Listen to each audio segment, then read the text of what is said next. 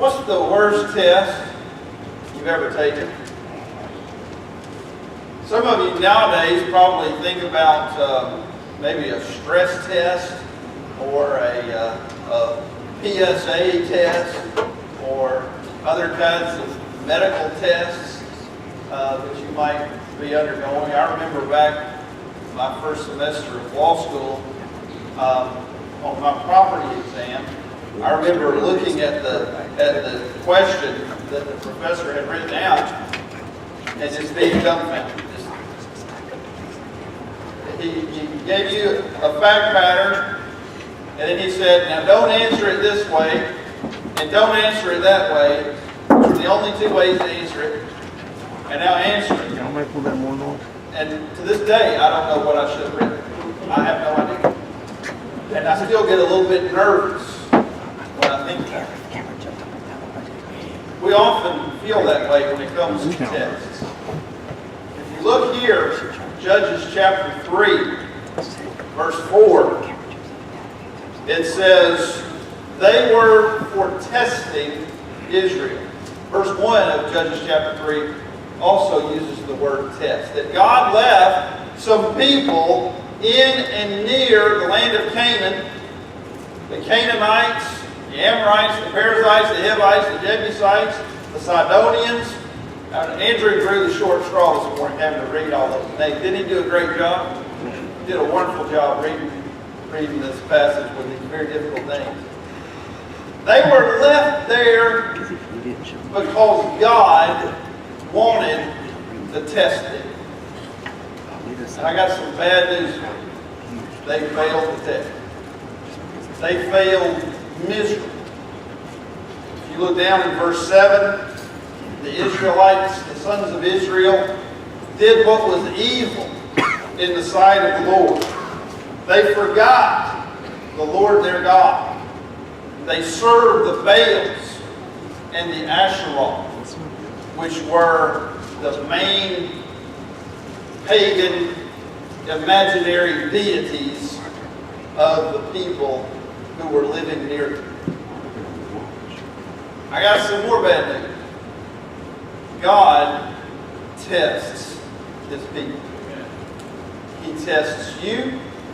He tests me. Sometimes it's hard to know when that test is here. Sometimes it's hard to have the perspective that this is or this might be a test. It might come in the examination room when you get the results of a medical test. It might come when you're looking at the devastation of a hurricane, or when you're headed to the hospital for the funeral. 1 Peter chapter 4, verse 12 says, Beloved, do not be surprised at the fiery ordeal among you, which comes upon you for your testing, as though some strange thing were happening to you. It's not strange. God tests His people.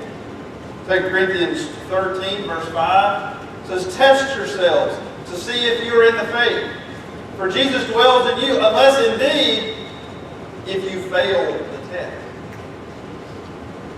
James chapter 1, verse 3 says, Knowing that the testing of your faith produces endurance, and let endurance have its perfect result, so that you may be perfect and complete, lacking in nothing. God not only tests you because He wants to know where you are, who you are. Just like your teachers in school tested you to motivate you to learn, to motivate you to take in material to expand your mind, God tests you to change you, to harden you, to strengthen you, to increase your capacity. The question is, are you going to fail the test? They failed the test. They did evil. They forgot God, and they served pagan, imaginary, false idols. Go back to Judges chapter 3. You can see three different reasons three different mistakes that they made, which led to their failing of God's test. And these mistakes that they made are mistakes that we make every day. Number one, if you look here in verse 6, it says, they took their daughters, verse 5. The sons of Israel lived among the Canaanites, the Hittites, the Amorites, the Perizzites, the Hivites, and the Jebusites. They lived among them. Ungodly people. Deuteronomy 20, verses 16 through 18. God's instructions through Moses to the people before they entered the land of Canaan was to destroy everything. Here's what he said. You shall not leave alive anything that breathes, but you shall utterly destroy them. Come down to verse 18. Why? So that they may not teach you to do according to all their detestable things which they have done for their gods, so that you would sin against the Lord your God. Leviticus 20, verse 24 says, I am the Lord your God who has separated you from the peoples. Now, I'm not going to talk about and get into the reasons about whether or not this undercuts the belief that God is a loving, benevolent God, because He instructed the Israelites to destroy everything that breathes. I can defend God's benevolence, God's love, and God's goodness, but that's not our point today. The point is that God told His people to be separate. He told His people, don't live among these people. And the people that He mentions in verse 3 of Judges chapter 3 are people outside of the land of Canaan. The Sidonians, the people from Baal Hermon to Lebo Hamath, those are not in the confines. But the Canaanites, the Hivites, the Amorites, the Jebusites, the Perizzites, they are. They're people that they were supposed to force out, but didn't. They lived among them instead. There are a lot of people today who want to live in God's kingdom. They want to enjoy the land of fruit, the land of plenty. They want to enjoy God's blessings. But they want to keep at least 1 foot, sometimes about 80% in the world. God says no. God says you don't get to straddle this fence. And here's why. Because keeping that foot in the world will pull you out of your relationship with God. And you will forget God. You will forget your commitment to God. You will forget your loyalty to God. You will forget your need for God, your gratitude to God. If you try to make friends with and to be on good terms with those who hate God, those who despise God's Word and God's teaching, God says you got to pick a side. James 4 verse 4 says, you adulteresses, do you not know that friendship with the world is hatred toward God? You can't live with them. They did. Pretty soon they did evil, and they forgot God, and they started worshiping idols that were not God's at all. Well, they lived among them. 2 Corinthians 6 verse 17 says, therefore come out from their midst and be separate, says the Lord, and do not touch what is unclean, and I will welcome you. Revelation 18 verse 4, I heard another voice from heaven saying, come out of her, my people, so that you will not participate in her sins and receive of her plagues. The New Testament, just like the Old Testament, calls us to be separate. Unlike the Old Testament, the New Testament never calls for us to be violent. The New Testament never calls for us to firebomb clinics or to scourge and whip sinners, or to throw rotten eggs at people who protest in favor of immorality. It calls us to be separate. It calls us to be faithful to God and to refuse to love and to desire society with people who hate God. That's what it calls us to do. It's a principle of separateness, of holiness. Secondly, the second mistake they made, Judges chapter 3, this one is in verse 6. It says, they took their sons, their daughters for themselves as wives, and gave their daughters to their sons, and served their gods. This is a repeated theme in the Old Testament, and it's very uncomfortable.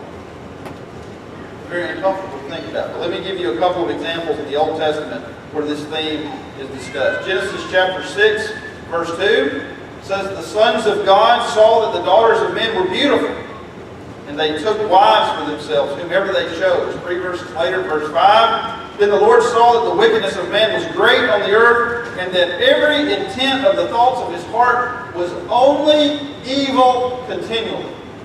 That's leading up to the flood, when God destroys the entire earth except for Noah and his sons, daughters-in-law, and wife. 8 people lived through the flood. And why did the flood happen? Because their thoughts were only evil continually. And why were their thoughts only evil continually? Intermarriage. That's what verse 2 teaches. It starts with marrying people who don't love God, who are not committed to God. You see it again in Ezra. Ezra chapter 10, after the Babylonian captivity. This is the very end of the chronology of the Old Testament. If you look through your Bible, it's not the back of the Old Testament because the books of your Old Testament are not organized chronologically. But in timeline form, Ezra comes almost at the very end of the history of the Old Testament. Ezra is a priest who is in charge of worship at the Temple of Jerusalem after they've come back to restore Jerusalem and restore the temple. Ezra chapter 10, he forces people. He forces men who have married foreign wives to put their wives away because of the evil influence of intermarriage. Nehemiah physically attacks people in Nehemiah chapter 13 for doing exactly the same thing. Come with me now to 2 Corinthians chapter 6. And I'll tell you, when my parents married, my mother was not a believer. And so, if I'm hitting close to home for you, I'm hitting close to home for me too. But I'm telling you, this is in the Bible. It's in Judges chapter 3. And it's in 2 Corinthians chapter 6. 2 Corinthians 6, verse 14, says, do not be bound together with unbelievers. For what partnership have righteousness and lawlessness? Or what fellowship has light with darkness? Or what harmony has Christ with Belial? Or what has a believer in common with an unbeliever? Or what agreement has the temple of God with idols? For we are the temple of the living God, just as God said, I will dwell in them and walk among them, and I will be their God, and they shall be my people. Therefore, come out from their midst and be separate, says the Lord, and do not touch what is unclean, and I will welcome. You see what he's saying, right? I've talked to people, I've counseled with people, Christians, who are getting close to marriage to a person who's not a believer in Christ, who's not a dedicated follower of Christ. I say, what about their soul? Have you talked to them about the gospel? Have you talked to them about salvation? Well, I don't want to mess up the relationship. I want to live among them. I want to marry them, but I want to stay with them. No, it doesn't work well. It causes gigantic problems, and it reveals that your priority system is actually messed up. Because you're worried more about what you think will make you happy than the eternal salvation of the person you will marry. If you're worried about what it'll do to your relationship, to talk to your romantic interest about your romantic interest's salvation, where is your commitment to Christ? How can you call it love for that person if you are willing to disregard their salvation for your own earthly happiness? And I'll tell you, I know many of you are living in this situation right now, and I have talked to many people who are living in this situation right now, and they say it's hard. It's hard to remain faithful when your spouse doesn't want you. It was hard for the Jews. It was hard for the Israelites who intermarried with pagans to stay out of paganism and to stay faithful to God. And they didn't do it for long, and sure enough, their children start forgetting God and worshiping idols. It's the natural flow.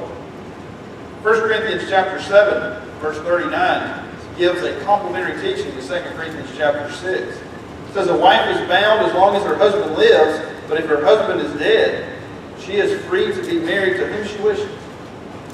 Only in the Lord.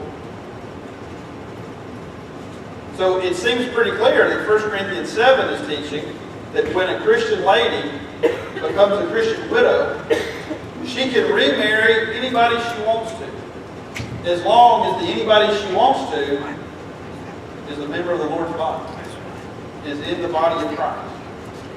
And so you have a rule for Christian widows: when you remarry, it must be a Christian. That complements very well 2 Corinthians chapter 6. What does a believer have to do with an unbeliever? As a Christian, you should be committed to Christ, so much so that you're willing to marry only another person who's committed to Christ. Now, we're also told in 1 Corinthians, if a Christian has a non-believing spouse who's willing to live with them, don't seek a separation. The New Testament clearly teaches that a Christian and a non-Christian married together is no reason for divorce, and they should not be separated. 1 Peter teaches that the Christian spouse has a good opportunity, especially the Christian wife, to convert the unbelieving spouse. The marriage should stay together. But this is before the marriage takes place. And you see in Judges chapter 3 what a huge mistake it is and how it leads to doing evil, forgetting God, worshiping things that are not God at all. Number 3, back to Judges chapter 3. And served their gods. Intermarriage is a primary cause of idolatry. Exodus 34 verse 16 is another one of the teachings that prohibits intermarriage between Israelites and non-Israelites. He says, you might take some of his daughters for your sons, and his daughters might play the harlot with their gods, and cause your sons also to play the harlot with their gods. We see this happen a few hundred years later in 1 Kings chapter 7. 1 Kings chapter 7, 1 Kings chapter 11, verse 3, says that Solomon had 700 wives who were princesses and 300 concubines. And his wives turned his heart away. Did you know that Solomon, east of Jerusalem, built temples to Molech, Chemosh, false gods of his wife? Solomon, the wisest man in the history of humanity, a man chosen by God, blessed by God, filled with every blessing, peace, wealth, power. They said that Solomon was so wealthy that Jerusalem silver became like dust. Silver wasn't even valuable in Solomon's time because things were so wealthy. His foreign wives in spite of his direct relationship, Solomon built the temple, and when Solomon dedicated the temple, the presence of God descended on the temple so that everybody had to flee. They could see the cloud of God's presence descended on the temple. Solomon did worship false gods. Why did Solomon then worship false gods? Because he married unbelieving wives. The Bible teaches that as plain as day. It leads directly to prioritizing and believing in things that are against God. And that's the danger. You know, in the Old Testament, and you see this a lot in the book of Joshua and Judges, you see all of these different towns with the word Baal in it. Baal Hamath, Baal Peon, Baal Hatzor. All of these different towns where they have their own god. And Baal is the god of the Canaanites. And he is often depicted as a bull. He is a god of productivity, a god of the harvest. He's the god of rain. Sometimes he's holding a lightning bolt in his hand. This is the ones that Elijah confronted the prophets of Baal on Mount Carmel. And it was 3 years of no rain. And then after Elijah defeated the prophets of Baal, then Elijah prayed and the rain came. And God was shown to be the actual God who could send rain and not Baal. But see, they could make Baal do whatever they wanted him to do. He's just a projection of their mind. And that's the way every false god is. It also mentions here in Judges chapter 3, the Asheroth. The Asheroth is Baal's consort. The Babylonians called Asheroth Ishtar. It's very, very similar, almost exactly the same as the Greek Aphrodite or the Roman Venus. And this is the god of fertility, the god of human fertility. So Asheroth or Asherah was worshipped with erotic prostitution and other types of erotic pagan revelry. And so Baal is a big food party. Asherah is a big erotic party. And they just get to do whatever they want to do. And everything goes and everything's fun. You see. Until they start burning their own children in the fire. And it gets worse and worse and worse. And they start thinking that things that are insane are good and godly. Because that's what imaginary gods do. Your mind and this Satan-led worship leads you to the most ridiculous and destructive conclusions. Conclusions like gender is only in your mind. Conclusions like it doesn't matter if you abandon your family. Conclusions like it's okay to steal it if you don't get caught. It's okay to lie. Everybody does it. All of these things have been promoted in our own society because people have created their own gods and now bow down to these things. Exactly what they did.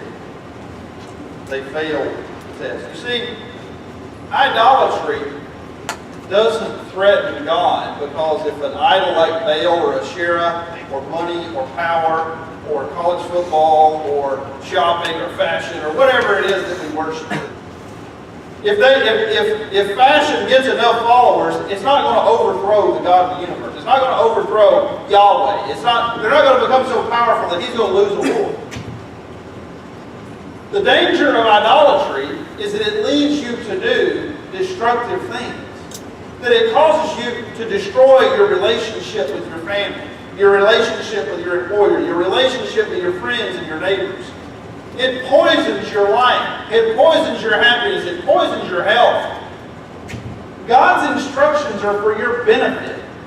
And when you bow down to the God of the Bible, the God of reality, the creator of the heavens and the earth, you're acknowledging reality because you live on his earth. You live in his creation. When you start worshiping something of your own mind, you're ignoring the reality of the one who stands in judgment of you and the one for whose purpose you were created. That's the danger of idolatry. That's the danger. of forgetting God and doing evil. That's the danger of living and wanting to be a part of people who hate God and who hate God's Word. That's the danger of merging your life with a person who doesn't care what God's will is. They're all connected. They're all connected clearly and obviously. Right here in Judges chapter 3. It's a very short verse. So, where are you in your relationship? Where are you in His kingdom? Are you bowing down to false gods? Are you doing evil? Are you getting further and further away from who He wants you to be? It's not too late. You've got time to change. We see the same thing in the Judges. They repent. God saves. They do evil. God punishes. They repent. God rescues. God's willing to rescue you. He's willing to save you. He's willing to bring you back, just like He did the Israelites, time and time again. Are you willing to acknowledge His authority?